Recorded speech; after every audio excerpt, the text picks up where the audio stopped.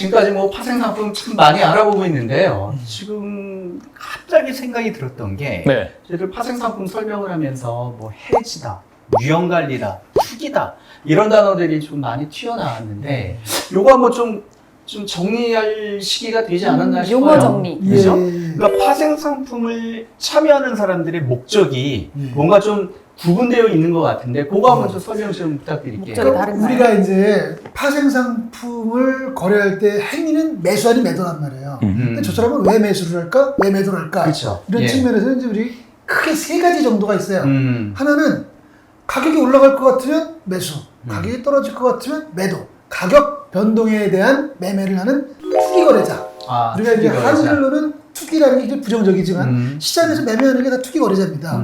그리고 두 번째는 우리가 이제 실수요, 뭐 수출업자 얘기도 하고요, 무슨 정유회사도 얘기하고요, 실제 수요가 있는 거래. 어떤 이미 가격에 노출이 됐기 때문에, 기초자산 가격에 노출이 됐기 때문에, 주식이든 원유든 뭐, 그 이미 노출된 가격 변동 위험을 관리하기 위해서 하는 게 해지 거래. 아까 혜미 씨 여행 갈 때, 이게 다 해지 거래예요. 그런 게 있고요. 이제 차익 거래라는 게 있어요. 차익 거래는 뭐냐면 자산들 간의 가격 관계라는 게 있어요. 예. 현물과 선물은 이래야 돼. 또는 뭐 금 가격과 요건 뭐 이론적이진 않지만 금 가격과 은 가격은 어때야 돼. 뭐 이런 식의 이제 관계. 가격 관계가 있어요. 만기에 따른 가격 관계, 여러 가지 가격 관계가 있어요. 관계. 이 관계가 이그러질 때, 관계에서 괴리가 발생할 때, 괴리는 회복될 거야. 없어질 거야 라고 해서 매매하는 게 이제 차익 거래 그 세 가지가 있고요. 아마 우리 이번 코너에서 해지 거래, 그 중에 해지 거래에 대해서 한번 뭐 이야기를 해보는 것 같습니다. 어떻게 보면 이제 파생 상품의 가장 근본적인 존재 이유라고 그렇죠. 할 수 있는 면은 그거는 해지 거래가 아닌가 싶어요. 존재 왜냐하면은 미래의 불확실성을 뭔가로 좀 이렇게 막아보고 싶고 또 뭔가 이걸 좀 관리 좀 하고 싶은데 그 중에 하나 가장 적절한 게 미래 가격을 거래하는 파생 상품인 거고 그러다 보니까 그거에 대한 내가 가지고 있는 포지션 아니면 내가 입을 수 있는 손해에 대해서 뭔가 관리하고 막을 수 있는 상품으로서가 파생 상품이다. 그걸 활용하는 게 해지 거래다. 이렇게 볼 수 있는 그러면 거죠. 누군가는 그 위험을 줄이려고 하고 누군가는 그 위험을 이용해서 돈을 벌려고 하고. 그렇죠. 야, 이거 엄청난 그 해안이네. 그죠? 그러니까 일반적으로 파생 상품을 이용하는 사람들이 다 해지한다고 나올 수는 없잖아요. 그렇죠.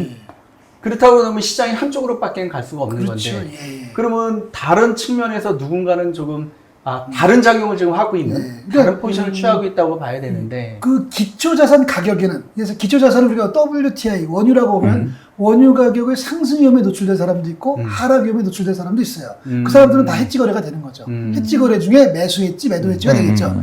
그런가 하면은 원유 가격의 방향에 대해서 투기하는 투기 거래자들도 있는 거고요. 예, 그래서 시장은 해지 거래자들이 가지고 있는 가격 변동 위험을 해지 거래자는 가격 변동 위험이 있어서 그걸 전가시키고 싶잖아요. 그러면 이제 개념적으로는 해지 거래자가 가지고 있는 가격 변동 위험. 난 여행 가려고 하는데 환율 상승 위험이 있어. 이 위험을 누군가에게 넘겨줘야 되잖아요. 그건 누가 받아요? 그리고 투기 거래자가 받는 거죠. 투기 거래자가 받는 거고 이때 들어갈 때 개념적으로는 일정 비용이 든다. 그래서 해지 비용이다. 이렇게 표현하는 거죠. 근데 혜민 씨, 그런데 우리가 자꾸 해지 하는데 네. 해지가 단어로 어떤 뜻인지 혹시 해지? 아세요? 줄이는 거? 뭐 그런 것도 있고요. 그 없앤다? 제가 뭐 어디 뭐 사전도 찾아보고 인터넷도 찾아보니까 해지라는 게 뭐 일터에 보면 담벼락, 펜스를 해지라고 한다 그러더라고요. 보호막을 치는 거죠. 보호막이다. 그렇죠. 그러니까 보호막. 제가 예전에 이제 영국 여행을 갔었을 때 이제 그 시내 말고 이제 좀 이렇게 지방을 가다 보니까 길 사이로 전부 다 이렇게 높게 뭐 그 나무 울타리라든지 펜스 같은 걸 쳐놨더라고요. 근데 알고 보니까 그거를 해지라라고 한다 그러더라고요. 그러니까 그 안에 있는 양들이 다른데 도망가지 못하게 막아두는 어떤 둘레막, 보호막을 보호막. 해지다라고 그렇게 표현한다고 그러더라고요. 늑대가 오지 못하게. 그렇죠. 보호막. 그렇죠. 그러니까 조금 더 보완할 같은 날인데 그 울타리를 쳐가지고 나의 양을 지키겠다 이런 거죠. 그러니까 내가 요 선물을 이용해서 나의 재산을 지키겠다 이런 개념에서 우리 해지라는 용어를 그럼 혜민 씨 쓰는 그러면 네. 만약 제가 이해할 수 있죠. 예. 주식을 들고 있어요. 네. 아주 좋은 주식인데 갑작스럽게 경기가 안 좋거나 무슨 큰 문제가 생겨가지고 주식이 떨어질 것 같아요. 근데 저는 주식을 팔고 싶지를 않아요. 그렇다면은 해지 거래를 만약 선보를 할 수 있다 그러면은 어떻게 매매를 하는 게 맞을까요? 정민 교수님 질문은 항상 둘 중에 하나잖아요. 매수냐? 매도냐? 매도냐? 예. 나중에 떨어질 것 같으면 매도 네네네. 일단 해야 되는데 네. 팔고 싶지는 않다? 그렇죠. 그러면 가만히 있어야 가만히 있으면 되지 상품을 않을까? 어떻게 한다? 아, 파생 상품을 음. 산다. 예. 여기서 조금 달나라를 잠깐 다 다녀오시는 지금까지 우리가 뭐 했을까요? 지금까지 교수님이 질문하셨던 거 둘 중에 하나를 자꾸 내니까 네. 네. 그러니까 운으로 의해서 계속 아, 나와요. 운이 좀 있었어요. 역시 네. 그러시구나. 그러니까 보통 우리가 해지거래를 한다 그러면 제가 이제 주식을 좋은 주식을 들고 있는데 팔고 싶지는 않은데 이 주식이 어쩔 수 없이 이제 빠질 것 같다 그러면은 그렇다면 그 주식에 대한 해당되는 선물이 많이 있다 그러면은 선물로 팔면은 선물로 매도를 해놓으면은 그러면 어떻게 될까요? 주식은 올라가는 쪽에 좋은 거고, 근데 선물 매도는 오히려 주가가 빠지면은 저한테 돈이 되는 거잖아요. 그렇다면 제가 주식도 들고 선물 매도도 들고 있다 그러면은 양쪽 어느 쪽으로 움직이더라. 특히 빠질 때 주가 빠지면 손실이긴 하지만은 오히려 거기서 선물 매도를 걸어놨기 때문에 빠질 때 수익이 있잖아요. 그러니까 선물 매도는 플러스 주식은 빠지니까 손실이고 이게 서로 이제 상쇄가 돼 버리니까 그러니까 이게 상쇄가 되니까 이걸 어떻게 보면 일단 보호막을 쳤다, 펜스를 쳤다라는 이제 패치라고 할 수 있는 거죠. 그러니까 손익 자체가 그러니까 주가가 오르든 빠지든 고정돼 있다는 뜻이죠. 네, 그럴 수도 있는 그런 거죠. 그렇죠. 포지션을 예, 예, 취했을 예, 예. 때가 그거를 해지 거래를 했다. 네, 그렇게 표현할 수도 있는 거네. 분들이죠. 현실적으로는 이제 해치가 특히 이제 우리나라 같은 경우는 이런 긍정적인 효과가 있음에도 불구하고 많이 또 제한되거나 좀 부정적으로 보여지는 게 뭐냐면 주식을 가지고 있는데 해치를 해서 이제 금방 우리 전 교수님 얘기하신 네. 것처럼 이게 사실 하락했을 때는 주식의 그 평가 이익이 줄거나 뭐 평가 손실이 발생할 거잖아요. 그렇지만 선물에서 해치 수단에서 수익이 발생한단 말이에요. 예. 그땐 가만히 있어요. 그런데 이제 주식이 올라갔어. 그럼 분명 해치라는 건 출발할 때 나는 어떤 손익을 고정한다는 개념을 했단 예. 말이에요. 근데 주식이 올라갔으니까 주식은 평가액이 늘거나 뭐 이렇게 되잖아요. 그런데 선물 손해본 거야. 선물 매도했으니까. 예, 시작할 때는 이해를 했는데 그래 맞아 이게 해치를 했기 때문에 손익이 거의 고정돼. 막상 선물에서 손해가 나면 분명 해치인데도 야 선물은 위험하구나. 이렇게 이제 되는 그게 괜히 했구나. 그렇게 돼버리는 거죠. 예. 이게 그러니까 가격이 오르냐 떨어지냐에 따라 또 확연히 그렇죠. 그 입장이라는 윗사람 입장이겠죠, 이거. 그렇겠죠? 담당자 입장이 예. 아니라. 그러니까 해지가 어떻게 보면 담당자는 해지한다고 했는데 예.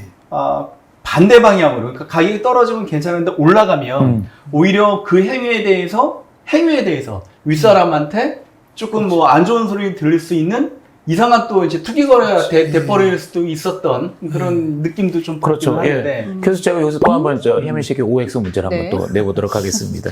항상 뭐 이게 OX니까 또 50%. 50%. 만일 해지 거래를 완벽하게 했어요. 네. 그 주식에 대해서 해지 거래를 완벽하게 똑같이. 그럼 만일 주가가 올라갈 때 내 전체 포지션은 수익이 늘어날까요? 아니면 줄어들까요? 완벽하게 했다. 완벽하게 했다? 네. 해지를 주식을 100을 들고 있는데 선물 매도도 100을 했다. 그러면 제 전체 포지션은 주식 들고 있고 선물 들고 있는 선물 매도를 들고 있는 전체 포지션은 주가가 올라가면은 수익이 좀 포지션의 수익이 늘어날까요? 손실이 늘어날까요? 그대로 아니에요? 맞습니다. 이번에 제대로 이해요? 맞습니다. 솔직히 이건 OX가 아니었어요. 함정하는데 함정이었네. 제 함정이었어요. 함정이었구나. 일취월장했다는 거는 일단 인정하고 넘어가는 걸로. 네, 아니, 제가 아까 아까 제가 방금 말씀드렸던 걸 질문에 취소하는 걸로. 예. 방금 질문에 또 설명을 네네네. 해주셔가지고. 그렇군요. 그러니까 선물 시장에 참여하는 사람들이 이제 세 가지로 분류로 나눌 수 있다. 그러니까 뭐 투기 거래하는 사람, 해지 거래하는 사람, 그다음에 차익 거래하는 사람이 있는데 기본적으로 이제 파생 상품은 해지 거래를 위해서 이제 탄생이 됐는데 그렇죠. 일방적으로 해지 거래하는 사람들만 있을 수는 없는 거고 거기에 그 해지 거래에 대한 카운터파터 상대방으로서 이제 투기 거래하는 사람들이 있으면서 시장이 이제 형성이 돼 있는 거죠. 네. 여기서 마지막으로 궁금한 것 중에 하나가 그럼 시장에 참여할 때 이마에 붙이고 가나요? 나는 투기 거래자, 해지 거래자.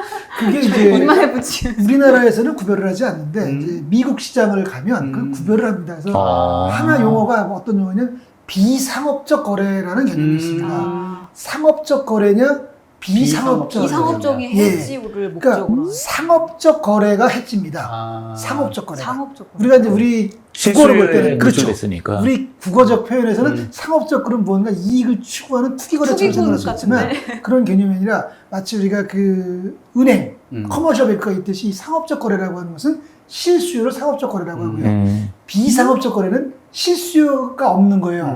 우리 뭐 부동산에서 실수요 증명이랑 비슷하게 실수요가 없는 거기 때문에 비상업적 거래가 투기 거래입니다. 아. 그래서 이제 거래소에서 미국의 이제 CM이나 이런 거래소에서는 비상업적 거래의 포지션에서 공개를 합니다. 그래서 이제 그걸 보고 하는 지표가 되는 거죠. 우리 그러니까 대한민국의 주식시장은 우리나라는 이제 그런 부분이 없는 없죠. 거고. 예. 아. 근데 우리나라에서는 예를 들어서 주식은 우리가 그 외국인 매매를 중시하잖아요. 예. 해외에서 이 원자재 선물이나 이럴 때는 비상업적 거래의 음. 순매수 포지션을 되게 중요하게 봅니다. 알겠습니다. 잘 알았습니다. 네. 하여튼 뭐 좀 위험하다 싶으면 이렇게 울타리를 좀 쳐야 되겠네요. 그렇죠. 울타리를 쳐가지고 우리를 좀 보호할 수 있는 이런 자격을 좀 할 수 있게 그렇게 해야 되겠네요. 잘 알겠습니다.